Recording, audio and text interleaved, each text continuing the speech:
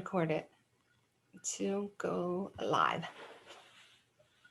Give it 1 second to redirect.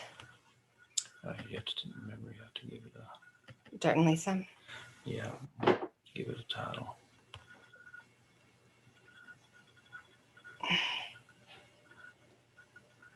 What did that red thing say? What red thing? Preparing to go live? Yeah.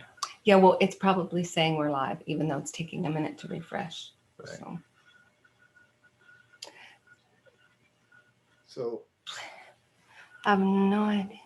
Yeah, it usually asks you for a title.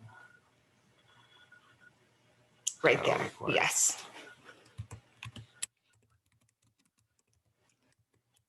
I think that I have to stand up and do all that and get in front of y'all. And if we're recording right now, because it just now says go live, I'm just going to say live. do you have your chat window open? Yes, and McKenna is here.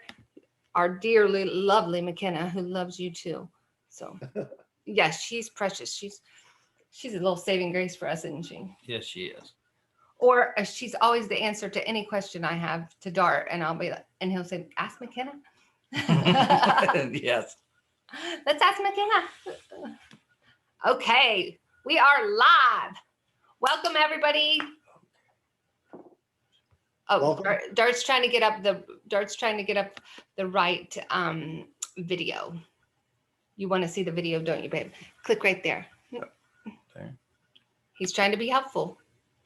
Right here. See that? Yeah. There you go. That's what I want. Yeah. Okay. Make it full. Okay. Okay. Okay. Welcome everybody. I'm Lisa. Hey, I'm Dart. And welcome to Dart and Lisa Mondays. Tonight we have our special guest who we love, John Villanueva, and you all will begin to love him too because we're going to have him on here so much, right? That's right. Yeah. So, but first off is that the reason we do this for you to get to know us, and because we believe that life is made up of relationships, health, and wealth. Yes, and we also believe that financial planning should be fun, right? Because we love to have fun. But when you set out to make a plan for your financial future, you also want to allow room to have fun and enjoy life now and enjoy life in the future when you retire and not have to go back and work at Walmart as a greeter, right? That's right. That's right. This is true. Right. So we invite guests every week on, and so John is with us tonight, and there's a lot of things going on. John has a distinguished career in military. He's also is active in national security, and also active in studying politics and the public policies that are made and stuff. And we just kind of wanted to talk a little bit about that as we've, now we've transitioned. And but John, welcome as always.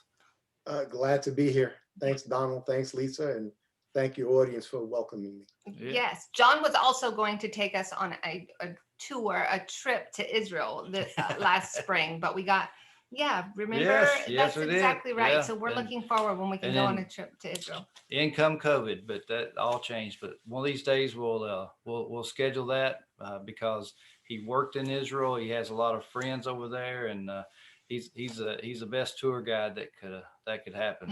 So and I've learned that from other friends that have gone with him, that made such a great trip just by knowing where to go and who to ask to invite you in and that kind of thing. So looking forward. Post-COVID.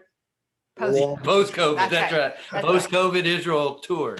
There you Yeah. go. But John, your T-shirt caught our attention when you first popped on. Read that. What does it say again? It says fear kills more dreams than failure, right? Right, absolutely. That's I'm a exactly. big believer that fear is basically the greatest adversary known to humanity, right? It's the reason why the Bible says more than 80 times, fear not. That's right. That's right. Yeah. And it's an internal process. I mean, yes, there are certain things to be afraid of, but most time in going through life and making decisions or making a phone call or making an introduction is that it's an internal, I think the devil uses fear to like stop us from being successful a lot of times. And that's just my personal opinion. And Absolutely. sometimes has been my experience, Right. it's like I can talk myself out of things a whole lot easier than I can just drive, run forward. But now this one right here will just run right through the brick wall and then ask, was there a brick wall there? So We make a good team. It's easy to be fearful. It's hard to be courageous. yes. But anything that's worth accomplishing in life requires a lot more courage than anything else, right? Courage is the first virtue in my mind because it's the enabler. It enables everything else. Right. And the second virtue is discernment. Right. Oh, Just yeah, the that's ability to compare and contrast. And look see, at you have life the and ask discernment. yourself, Yeah. Yes. You are the discerning one. Yeah. So, So- what was the first question? Yeah. So John, do you have a launch date on your podcast? So right now it looks like we're going to be up and running the first week of March. And so the podcast will be named John Villanueva's American Experience. And there's also a new initiative that we're launching through Mission 60, which is basically a talk about entrepreneurship, investing, and the future.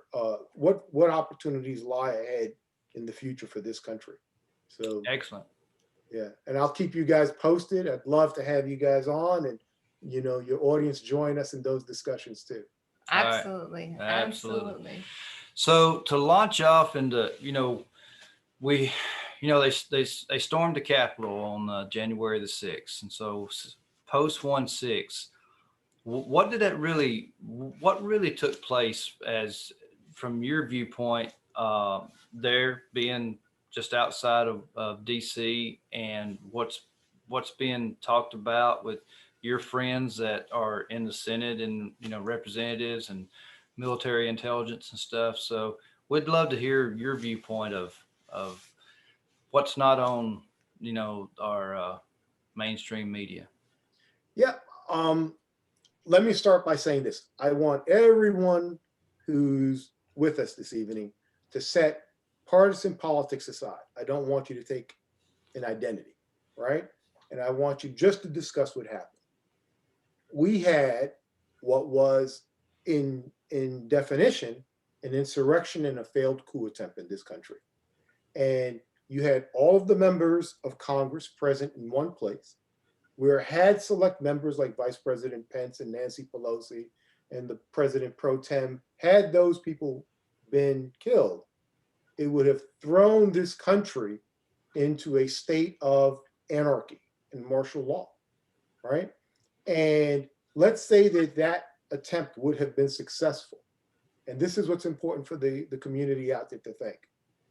How many people watching tonight who are active participants, set aside your politics, how many people think that the guy wearing the Camp Auschwitz shirt, or the Proud Boys, or the Oath Keepers, or the guys beating those police officers half to death, that those are the individuals that you would want leading this country? Or those are the individuals you would invite into your living room, or you want them overseeing your family's affairs, or teaching your children, or guarding your communities, right? None of us, being reasonable, will think that any of those individuals were fit to lead this country. Right. And what do you think would have happened had democracy fallen on that day? I'll tell you what would have happened, right? And the reason we know is because we know historically what has happened in the past when these things occur. The country's thrown into total disarray. All of the things that keep the mechanisms of this country moving cease. So all of the Social Security ceases, airport ceases, public transportation ceases, public power utilities. The intellectual class that basically runs the machinery of this country, all of that comes to a grinding halt. And who picks up the pieces? Is it those individuals in the Camp Auschwitz shirt that picks up the pieces and says, this is how we execute diplomacy, this is how we run the energy grid, this is how we manage the Department of Public Transportation, this is how we secure the banking system so that you don't lose your investments? No, this country would have been in a world of hurt, right? Right. And potentially would have not only led to perhaps the military having to intervene and a lot of bloodshed, but it could have led us pretty close to a third civil war. Now, if you think that that's a viable outcome for this country, you're sadly mistaken, Right. Right. right? Right. Because anywhere where this has happened, the countries have not recovered for generations, Right. right? And the power of America, what makes America an exceptional country, right? This term, American exceptionalism, what does that mean? The only reason America is an exceptional country, the only way it differs from other countries, is that the people collectively have a say in their government. They elect officials to represent them in Congress. That's what makes it exceptional. That it's bound by the Constitution, and that the Constitution enumerates explicitly the rights of its citizens. Right. That's what makes us an exceptional country. Without that, we are not an exceptional country. Right. And Right. so we survived it. Now we're on the other end, right? Hopefully. There are troubled waters ahead because there are real structural problems that we have to address, right? Internal to our country. And we're going to work our way through these things. But what the public needs to be aware of is that there's politics, what I say and do to get you to elect me. And there's public policy, what I do to you after you elect me.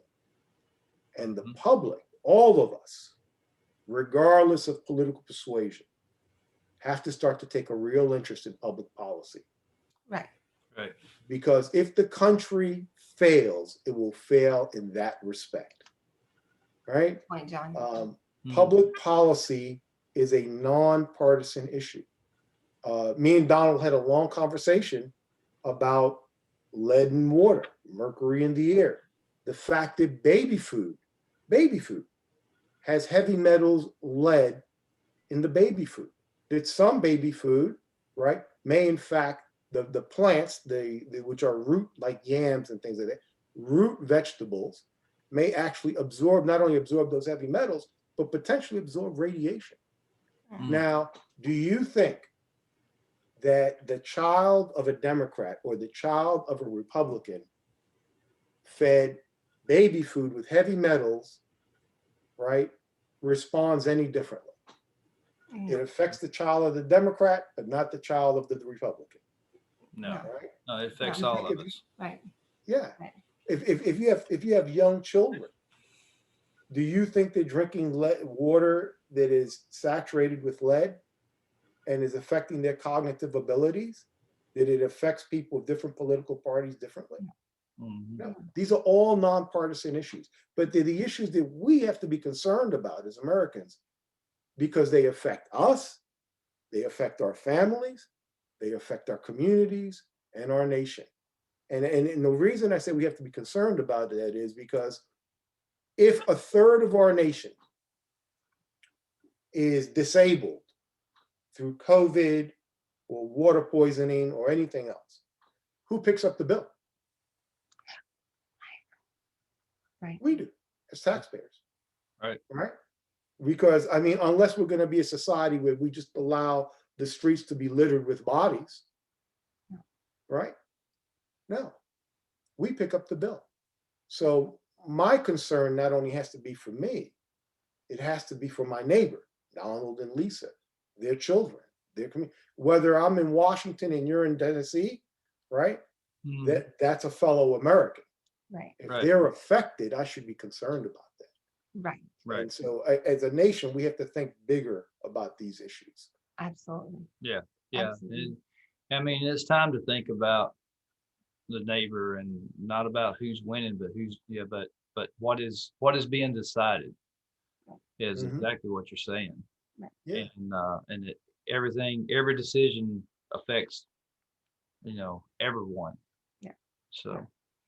Well, It and does. I think too, just like in any relationship, a personal relationship, sometimes we take each other for granted. We're just used to things being a certain way or someone doing a certain job, and then we take that for granted. And I feel like that as American citizens, we've done that with our country. We just take for granted that things are going to run properly. We take for granted that someone's going to take care of this, someone's Right. going to take care of that, without taking the onus and the personal responsibility on ourselves. Say, what's my part? What should I be doing? Or even understanding the systems of government and how they work, or as a society and how it runs. And I Right. don't think Yeah. Well, and I feel that when people start being active in politics, is that their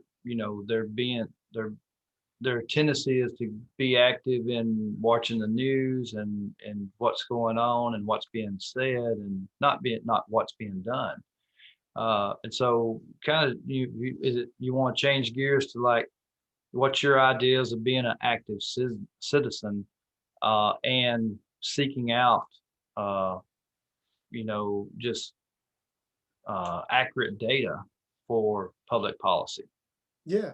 I, there's a phrase I use all the time in class with my students, and it's that politics poisons reason, that's good. right? Yeah. And so, right, because politics, it obstructs our ability to reason with one another, Right. right? Have you got a good example of that? Yes, right. So if when you're talking about policy with regards to how we classify safety in foods, right? So Mm. you have a Food and Drug Administration, Right. and they're supposed to monitor the food supply. How much pesticides are used for crops? What types of medications are used in livestock, right? What are the conditions that you're raising the livestock in so Mm. that when it's slaughtered, it's not diseased and it won't infect you or affect you negatively, right? Right. Yeah. These are really important issues in terms of public policy. But you say what that's called is regulation, Mm-hmm. right? And just to use a political forum, Republicans will say, well, regulation is bad, right? Democrats will say regulation is necessary. And all you hear is an argument about deregulation. No one ever comes to you and says, Donald and Lisa, should we regulate the pesticides we put on the crops that produce the fruits and vegetables that you consume? Right. Right. And regardless of which side of the aisle you're on, Right. Right. most people would say, of course we should. Right. Right. Yeah. Or, Donald and Lisa, should we regulate how we classify baby food and where the raw products that we gather that baby food come from to make sure that your child isn't being poisoned when you, in good faith, Mm-hmm. feed them a spoon of that smashed peas, Right. right? That's not an argument that's red or blue. It's an argument about public health, but they turn it into an argument that's red or blue by giving it a different label, Right. deregulation or regulations, Right. Right. right? Yeah. The banking industry in 2008, how many people think, right, in your audience, that the banking regulations in this country, right, were such that they enabled the collapse of this financial system? Right. Now, they allowed the banks to take enormous amounts of risk. Mm-hmm. And if they would have profited from that risk, they would get the benefits. Right. And if the system collapsed, the taxpayer would pick up the bill, which is what happened. Right. That's called deregulation. That's not people who lived in red states or blue states, people who consider themselves Republicans or Democrats, when they lost their homes, their Mhm. families felt the pain in the same way. Right. It's That's not a right. partisan issue. And it's so true. Mm-hmm. And so this is why, if the one message that I would give all of my countrymen is stop listening to the politics, because they're meant to deceive, Right. right? Mhm. They're Right. meant to deceive. Yeah. People profit when you are deceived. Right. Right. And start looking at the public policy, because that's what's impacting you, your communities, and your families. Yeah. Right. Right? So where do we go from here? I think that Americans have to do some soul reckoning. and that they have to ask themselves, how was I deceived into supporting one side or the other? What did it mean for me to lend my voice, my support, my financial wherewithal and credibility to either of these parties? What were they really doing for me and my family? Mhm. Right? And in the future, how should I look at this? Because you have foreign influence operations, operations launched by adversaries to destabilize this country. You have internal influence operations, Right. operations meant to secure power. Remember that politics is nothing more than one side or the other securing power. Yeah. And the goal of politics is to maintain power, Yes. not for your benefit at your expense. Right. Okay. And the reason the framers of our Constitution, right, said no, citizens, you and I will pick our elected representatives. You and I will vote them out. The Constitution gives us rights that they can't violate or trample on. And it also tells us how to deal with politicians that have run astray. That safeguard is what has provided a way of life for us, will provide a secure future for our children. It's what will build us a better tomorrow. But if we give in to the lesser evils, right, and we start to go down these political routes where we support people because we're single issue voters, I only care about gun control. That's it. All right. I only care about abortion. I only care about, the Republican majority or the Democratic majority. If we go down that road, we will pay a very heavy price. Let me give you some examples, because Donald said give examples, right? So what are there countries out there that have no gun control laws? And what do they look like? There are many. Mm-hmm. They look like Afghanistan. They look like Somalia. Everyone's armed to the tooth there. Right. Right? But there's no respect for human life or civil society, but they all have a gun. Okay? Mm-hmm. So is that what we want to look like? No. All right? What does it look like when we can force our will on other human beings and say and dictate how they live their lives? Right? When they say, no, I'm going to strip you of your rights to participate in government. I'm going to strip you of your rights to voice your agreement or disagreement. What does that look like? It looks like China, a surveillance state in which there's a social credit score assigned to Donald and Lisa and John. And that social credit score is how whether it's high or low is determined on how compliant we are with everything that our our leader wants. Right? That's what that looks like. It looks like North Korea. Right? What does it look like to have a strong man in power, where everything that strong man says goes? It looks like Russia. And regardless of what most people who've never traveled there think, Russia's a very oppressive and poor state. People live impoverished lives. I want you to think about something. In this country, people were talking about building walls to keep people out. In almost every other country that exists where there's a tyranny rules, there are walls built to keep them in. What kind of a country do we want to be? Right. Do we want to be a country where people want to come here? Because the only reason they want to come here is because they see opportunity and promise that is not afforded to them in their country. Right. Our southern border, right? This is something Donald and I talk about. There's a massive problem on our southern border. You have Central and South Americans from Guatemala, Mexico, Colombia, Bolivia, Brazil, all of them heading for our southern border. Why are these people rushing here? Why do you think? Opportunity. It's A better, chance of better. freedom. Yeah, it's better than where they're at. Anything is Good. better than where they're at. They live in most of those countries. They're not democracies. They Hmm. pretend to be, but they're not. Mexico is a cartel state. It's run by criminal cartels. The government is an active member in a criminal cartel. Guatemala is run by a criminal cartel, right? El Salvador is run by a criminal cartel.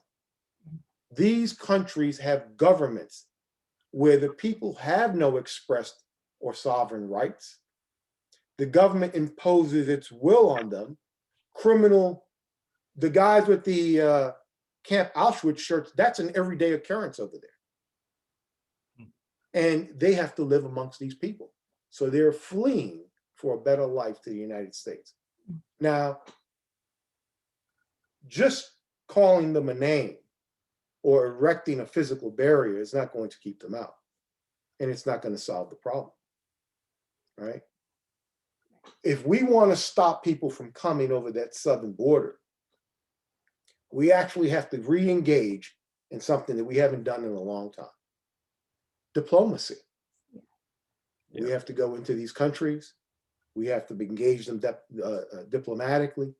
We have to help them build institutions in their country that make it safer for their citizens to stay there Right. and not come here.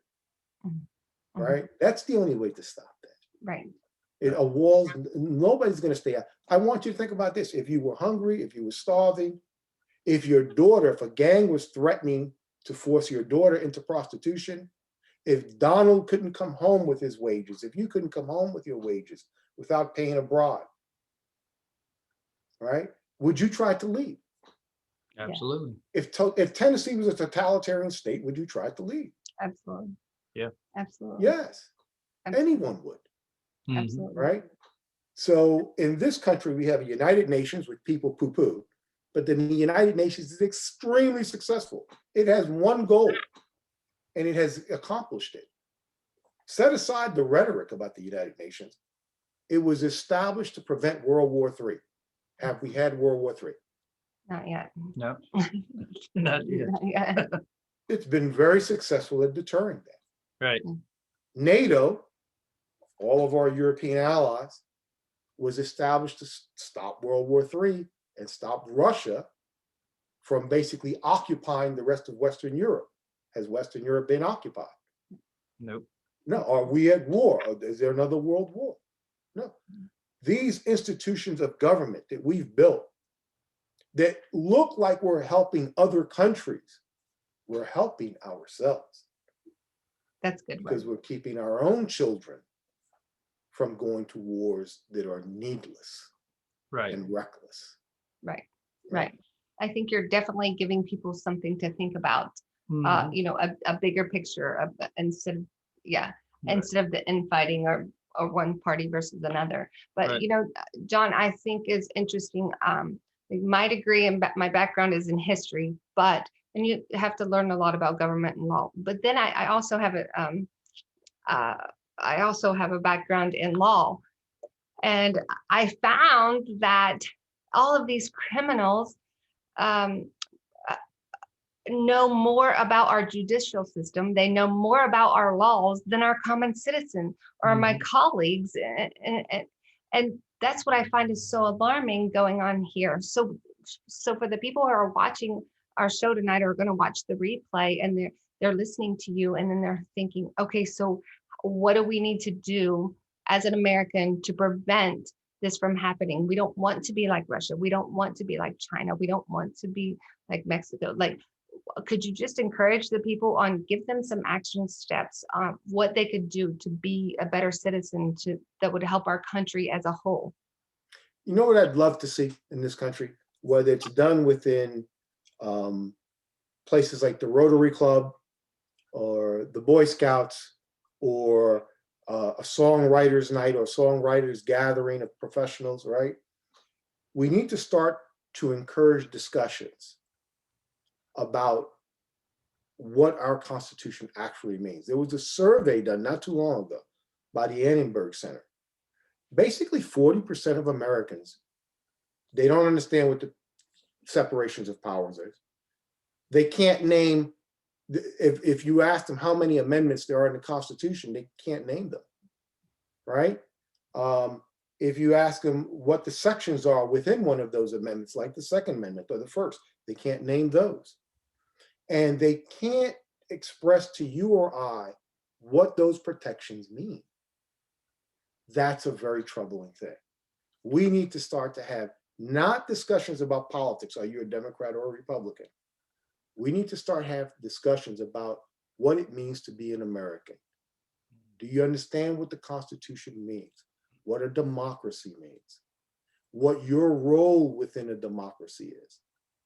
You have to start thinking, we have to have small groups of people meeting, concerned about issues that are local, looking for remedies within their local governments and demanding accountability at the national level.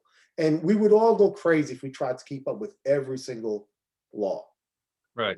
But there are a few that if imagine if every community had, small organizations that were concerned about one issue: criminal justice reform, police accountability, how the use of the military, right? Air quality, water quality, pesticides in foods. If we had small groups formed by normal people who said, what do these issues mean? Right. Right? How do they impact our lives? What can we do locally to take this on? Right? If you had small groups all over the country engaged in that way, you would have real and meaningful change. There are two things that I would love the American people to really get behind that would fundamentally change this country for the better. One is open primaries. Open primaries, where everyone can show up to vote, regardless of what political party is running a campaign. Right? Right. Because that means that you're accountable to all the people, not some of the people. Right. Right? Yeah. And so that would make a difference. The other is I would love to see, I'm actually coming out with a sketch of this, what it looks like, but I would love to see voting districts, right? Right now, you have something called gerrymandering. And if you looked at a map of Tennessee or Washington or any state, you would see these lines that snake through communities, in odd ways, just capturing all of the Republicans or all of the Democrats, right? And these lines are bizarrely drawn up because what they are is your politicians choosing their voters. Right. Rather than the voters choosing their politicians. You've seen that. Yeah. Yeah. Right? And what I would like to see is you superimpose, you have a state of Tennessee, and you impose a square or rectangle, and you expand that rectangle so that it captures so many citizens. That's one seat, one congressional seat.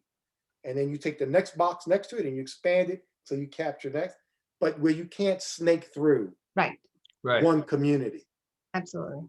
Because that level of accountability changes the direction of this country. Right? That is important. It's Right. so important. Right. Yeah. So it's like, so from a policy, we talked about these stats, like from a politician standpoint, John, you come and you represent 100 people that, that are in your community. How does a politician respond to that and make a difference? We all need to demand town halls, all of us. We elected you. You have to show up and speak to us, right? But the politician always shows up and talks to you about politics. Save the Republican Party, save the Democratic Party. The Republicans are big bad wolves. They're going to eat you alive. The Democrats are hyenas. They're going to eat your kids alive, right? this is the kind of discourse that happens at these town halls. I'd like to see citizens show up and say, here's the Food and Drug Administration. Right. I'm concerned about that heavy metals in the baby food. Mm-hmm. There are 80 municipalities in this country, just like Flint, Michigan, where there's the measurements of lead in the water are dangerous. I want to know what you're doing about that, because your local officials impact everything that happens within your state. The people you elect to go to Congress, they are dispersing money for issues that affect all of us, right? And we should be holding them accountable. I don't want you, Representative so-and-so, Senator so-and-so, coming to tell me at what time the clubs should close on Broadway. That's not what I hired you for. Right. Right. I hired you for really serious issues, right? Like, water, air, right? I hired you for issues that local folks shouldn't have to be concerned about, but you failed at your job. And let me be clear about this. Democrats and Republicans have failed at this. Yeah. Okay. Okay. Because we are in our 21st year of a war of choice that has cost us trillions of dollars, thousands of American lives, and resulted in the largest refugee crisis in the history of the world. 21 years. We had a Republican, Bush got us into it, right? We had a Democrat, Obama, sustained it, replaced by a Republican, Trump, who sustained it. All of them, at one point or another, there was a shift in power in the House and the Senate, but the policy, the arc of the policy stayed the same. What does that tell you? Good point, John. Good point. Yeah. What does that tell you? In Tennessee, there are young people serving in the military and they've had losses. I know a few whose children have died there, right? In Washington, D.C., in New York, where I'm from, in Detroit. Right. Are they looking out for those parents? Are they trying to ensure that your child or your grandchild doesn't end up in a meaningless war? Right. That's what they should be concerned about. Right. Right. Because I guarantee you, because I've been in both places. Mhm. I've been at a funeral for a soldier whose parents were Democrats, and I've been in funerals for soldiers whose parents were Republicans. The tears and the pain and the suffering and the loss Right. looked exactly the same to me, Right. right? But these politicians, Mhm. the arc of the policy was the same, Right. right? And that's because they're not being held accountable. They get to come into your community, pander to your fears, right? Sell you, sell you just suitcases of what you should be afraid about. And all of those things, by the way, are issues that are unresolvable. Unresolvable. You live in Tennessee. It is predominantly a red state. For how long have politicians been coming and pandering to the fears of people about something like gay rights or abortion? Right. Right. How many generations? Right. Yeah. That issue will never be resolved to anyone's liking. It's not in their interest to resolve it. Right. Why?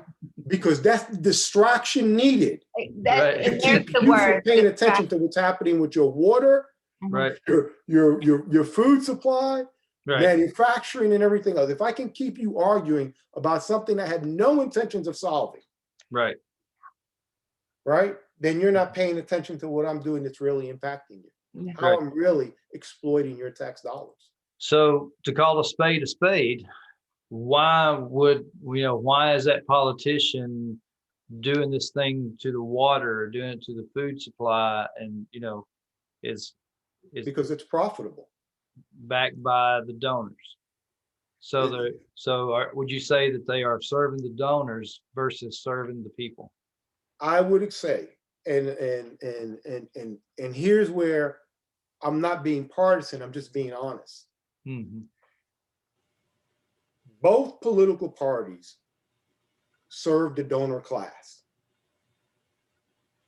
One political party, okay, has decided that they will only serve the interests of the donor class. The other says we can't serve the interests of the donor class without throwing, food and water at those in need. Mm-hmm. But it's the same donor dollars. Yeah. Look up, everybody talks about the Koch brothers. Look them up, see who they donated money to. 50-50, both sides. Mm. Look at ExxonMobil, who they donate money to. 50-50, both sides. They're donating so that policy, the arc of that policy over time, will always favor them over you. Yeah. Right. And you think you're electing them to represent you. And that's where it needs to change. They believe they're picking you to elect them to serve themselves. Yeah. Yeah. Yeah. Okay. Yeah. Sad but true. Yeah. And that's where being an active citizen, that's their doing like-minded, leaving color at the door, of all colors. And it's like, let's just help our neighbors. Let's just, lead, pick a subject. I mean, as you were describing that, is like, if you had a trusted community that said, I don't have time, I'm not passionate about gun control, but I want to know what's going on. And if you had a trusted community that was posting the bullet points, I could take 10, 15 minutes a week to learn about that issue because I'm active in another issue about chemicals in the water, And so Yes. creating those pods of communities, in a way that, without fear of our information going away or being hidden, Yeah. being taken down.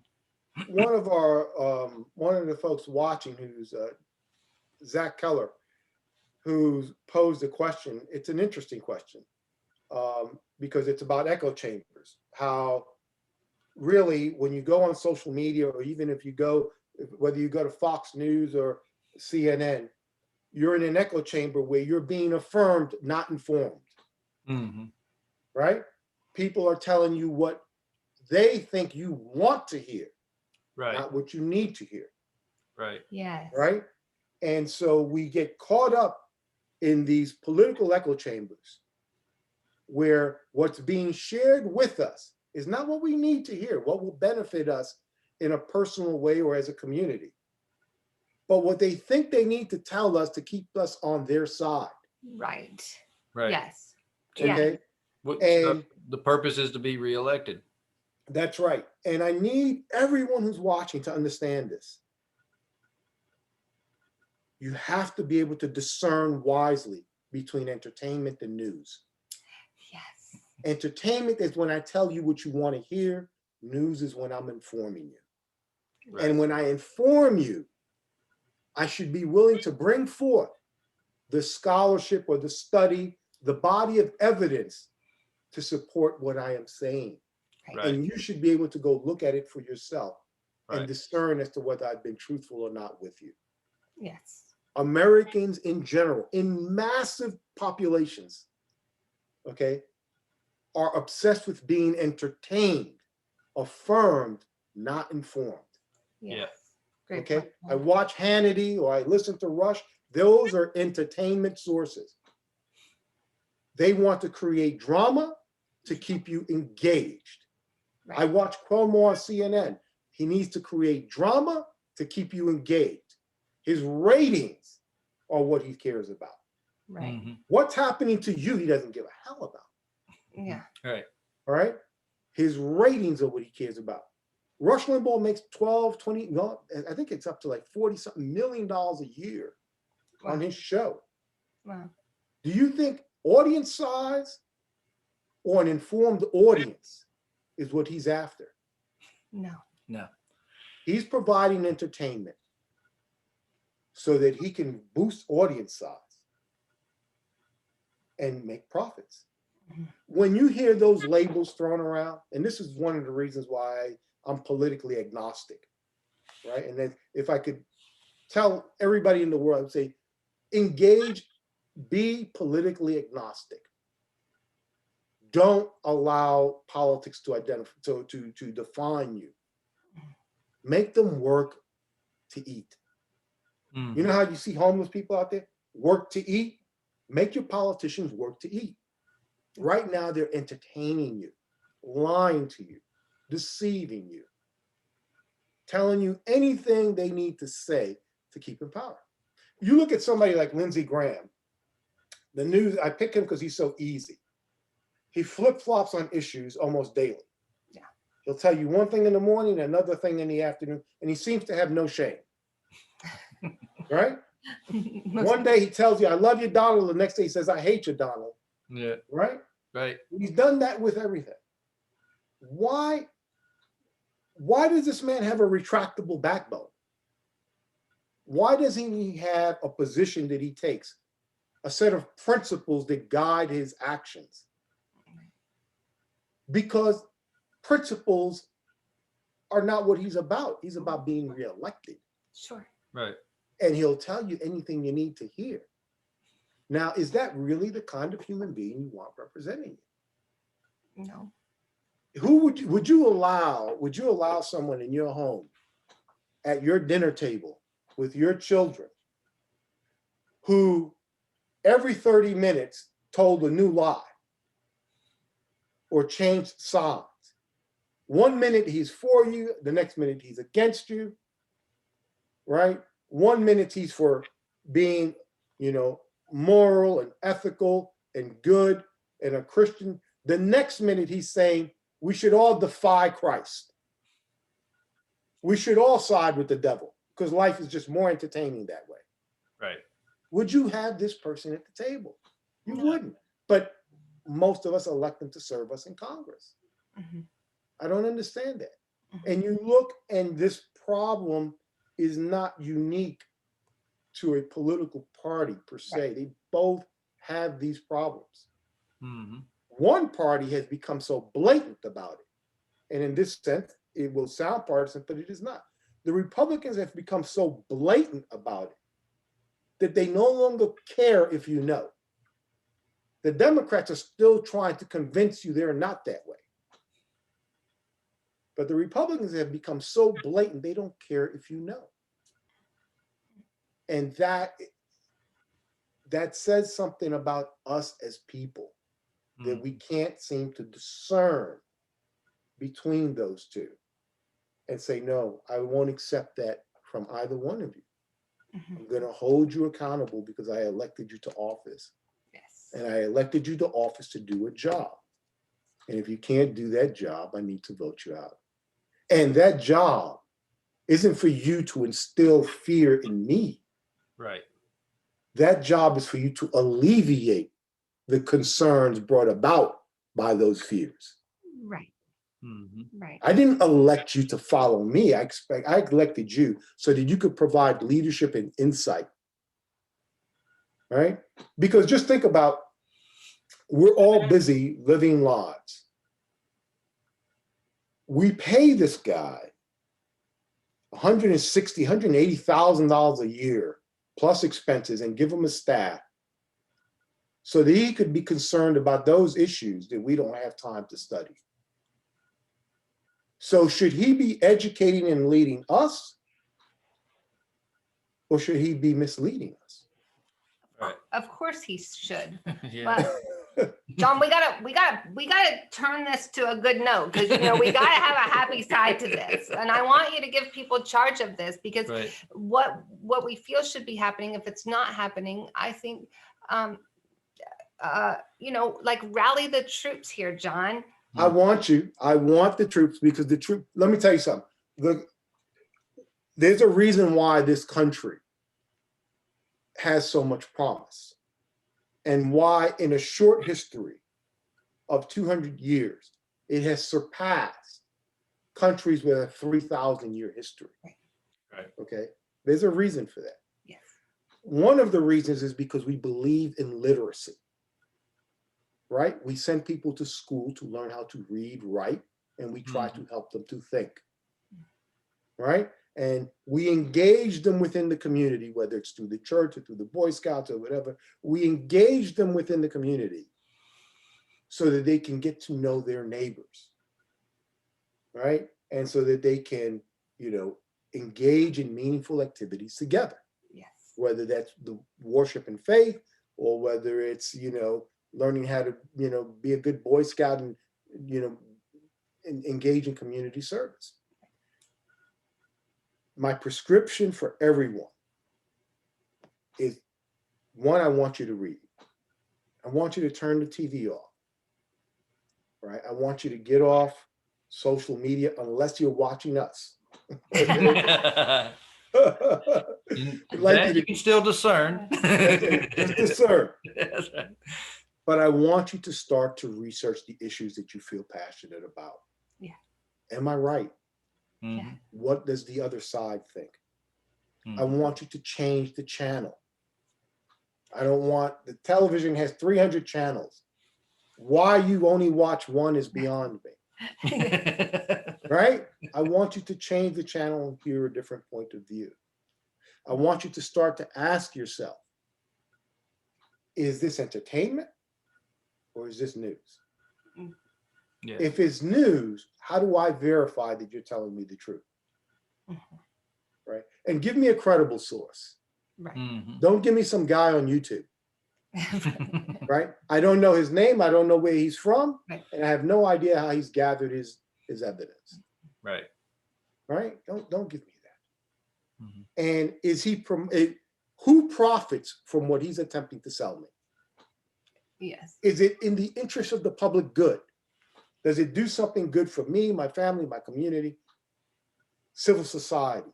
Because I want to live in civil society. I don't want to live in Somalia, where he who has the most ammunition rules. Right? Okay. What is he telling me? I want you to start to ask those questions. And if you become more informed, better consumers of information, more discerning, then the future is bright. Right? But if you become less discerning, if as a society we dig deep holes that are very shallow, very narrow, Mhm. these little echo chambers where we only hear what we want to hear, Mhm. we will fall apart as a society. Anyway. There was a country called Yugoslavia that broke into 5 independent republics. It's called Balkanization, and fell apart and engaged in a civil war that almost spilled over into Western Europe. And the United States and its NATO allies had to engage this country to stop the genocide that was taking place between these 5 ethnic and religious groups. And do you know what that genocide was about? They all thought it was about religion. But do you know what it was really about? Mhm. What? It was the government had collapsed, and forces within the country realized that the most valuable real estate was on the coast, and Bosnian Muslims lived there. And they committed a genocide and displaced those people to take possession of that property because they understood the value of it. Right? But they all thought it was about religion. Mm. Right? Mm. So whether it's within religious groupings or whatever, people can be manipulated. And if you don't ask deeper questions, if you don't think critically, if you don't ask yourself, what are you demanding of me and who profits? Is this good for you in your pocket? Right. Or does it encourage and support civil society? Right. Right? If you don't ask yourself those questions, you're in trouble. Yeah. You're in trouble. There is a scripture about that. Right. Let people perish for a lack of knowledge. That's Yeah. right. That's right. Yeah. Mhm. Right? Our people perish for lack of knowledge. And then there's another great piece of scripture. It's in Proverbs and it's in, I believe it might be in Isaiah, which is, come, let us reason together, right? Yeah. Mhm. Right? Yeah. What happens? Let us reason together. What we are doing right here, Mhm. this is reasoning. Mhm. We're asking each other questions. Right. We're exploring the underlying motivations. Mhm. We're saying to ourselves, how does it affect us and our neighbors? Right. Right? And People who don't, how powerful our country could be if we stop the infighting, Right. uh, Yeah. and get together. It could be incredible. yes, Mm-hmm. yes, Flourishing. You could just see it. We could yes. prosper and grow, and instead of all the infighting. Yeah. One of the things that I learned when I went in the military, I went in, I'm an old guy, so now I'm confessing my age, right? But I leave college, I go in the military in 1983. And the most amazing experience to me was that I met people, men and women, of every complexion, of every race, of every religious grouping, from all over the world and every corner of this country. And it didn't take but one cup of coffee to realize that we were all just alike.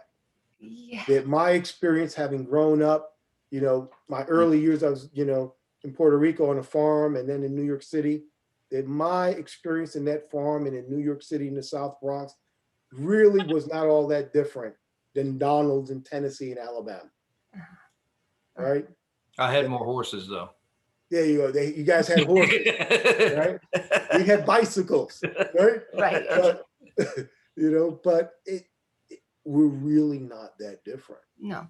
We're Mhm. people. And there's, good, bad, and ugly in every ethnic and racial group everywhere in the world. Mhm. Right. No one has a monopoly on goodness. No, you're right about that. Ugly, Right. That's right. right? It just doesn't work that way. And Right.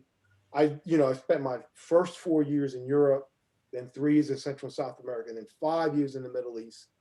And then I came to Washington, D.C. And I thought to myself, the most dishonest people I have ever met in all my travels in the world were in Washington, D.C. Mm. And they were all in Congress. That's so sad. Some of my peers who may be listening are gonna, want to choke me, but this is true. Hmm. When I came here, we had what we kind of call congressional fellowships, or a year on the Hill, running around, briefing members on public policies, on military issues affecting the military that affect public policy.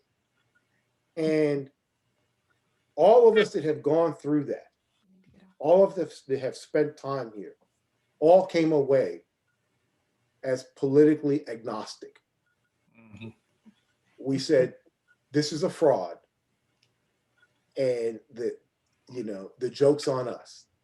The jokes. Right. Yeah. Like, you think you're electing people to represent you.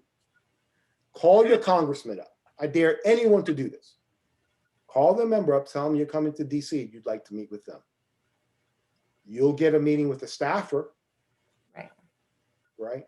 But if you didn't donate, if you didn't raise a PAC with $100,000 or deliver 50,000 votes, you'll get a staffer, because they're too busy meeting with people that raised $1 million for the PAC.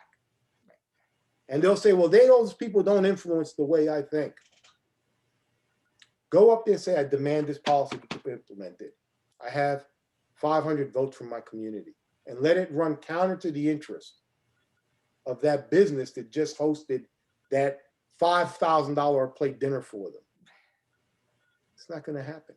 Right. And the reason it won't happen is because you won't vote them out, Mhm. because they picked you. Mm-hmm. You didn't pick them. Mm-hmm. They're selling you, baskets of fear. Right. And you will vote for your fears before you vote for your future. Right. Mm. Most Well, nice people- pick of your shirt tonight. Yeah. Fear, that's right. It's the reason I wore it. I wore it very intentionally, because All right.